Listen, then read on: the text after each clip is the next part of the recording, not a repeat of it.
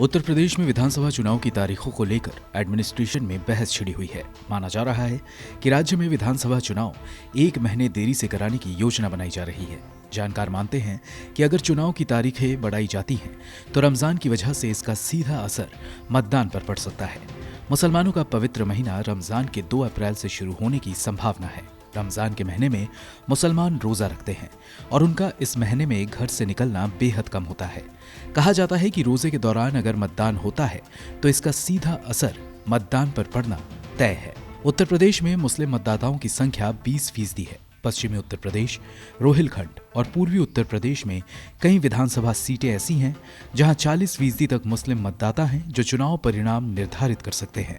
मुरादाबाद एक प्रशासनिक मुख्यालय है जिनमें बिजनौर, रामपुर, अमरोहा और संभल जिले शामिल हैं। यहाँ 27 विधानसभा सीटों पर मुस्लिम मतदाता जीत तय कर सकते हैं। 2017 के विधानसभा चुनाव में इनमें 15 सीटों पर बीजेपी और 12 सीटों पर समाजवादी पार्टी की जीत हुई थी, जिसने कांग्रेस और बीएसपी के साथ गठबंधन में चुनाव लड़ा था। माना जाता है कि मुसलमानों के अलावा इन जिलों में ओबीसी और दलित समुदाय की मिक्स्ड आबादी है। मुस्लिम और दलित अगर साथ मिलकर एक ही पार्टी के लिए वोट करें तो उस पार्टी की जीत तय मानी जाती है। मीडिया रिपोर्ट के मुताबिक 2017 के चुनाव में इन जिलों में दलित वोटों के ध्रुवीकरण की वजह से बीजेपी ज्यादा सीटें जीतने में कामयाब हुई थी। हालांकि 2019 के लोकसभा चुनाव में बीजेपी को यहां 6 सीटों का नुकसान हुआ था।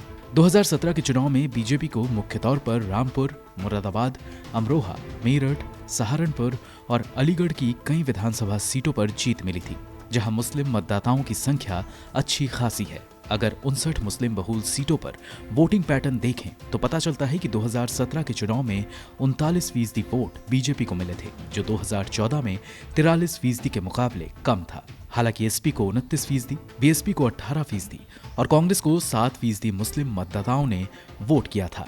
माना जा रहा है कि 2019 के लोकसभा चुनाव के बाद मुस्लिम मतदाताओं का मूड बदल गया है और वो इस बार कांग्रेस या समाजवादी पार्टी के पक्ष में मतदान कर सकते हैं। इस बार के चुनाव प्रचार में बीजेपी हिंदू मुद्दों को ज्यादा उठा रही है। अब देखने वाली बात होगी, अगर राज्य के विधानसभा चुनाव की तारीखें बढ़ाई जाती हैं तो रमजान के महीने में कितने फीसदी मुस्लिम वोटर, मुख्य तौर पर मुस्लिम महिला वोटर, वोट डालने के लिए निकलती हैं। ब्यूरो रिपोर्ट, गो न्यूज।